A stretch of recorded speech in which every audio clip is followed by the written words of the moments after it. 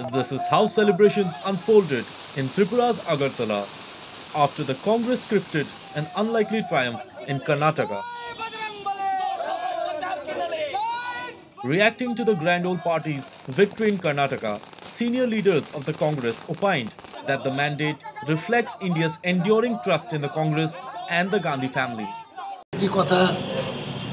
বলতে চাই যে নেহেরু গান্ধী পরিবারের বিরুদ্ধে যে বিষোদগার সেই অঞ্চলের মানুষ দেশের মানুষ মেনে নিতে পারেনি।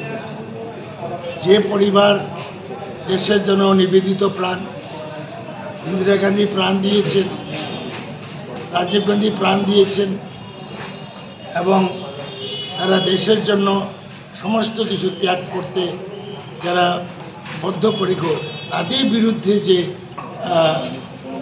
বিজেপির যে প্রচার মানুষ মেনে নেয়নি। কারণ আমরা বিশ্বাস রাখি দেশের মানুষের সঙ্গে নেহেরু গান্ধী পরিবারের একটা ইমোশনাল রিলেশন আছে।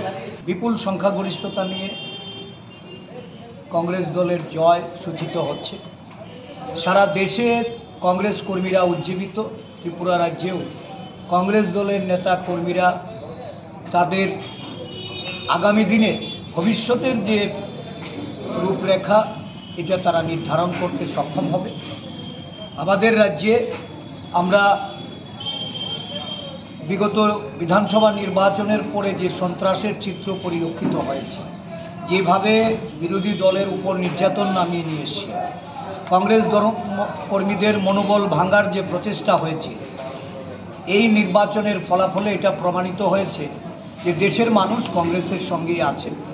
রাহুল গান্ধীর প্রতি এবং Sonia Gandhi. Don't forget to like, share and subscribe to East Mojo. For any queries, put them down in the comments section below and press on the bell icon for notifications.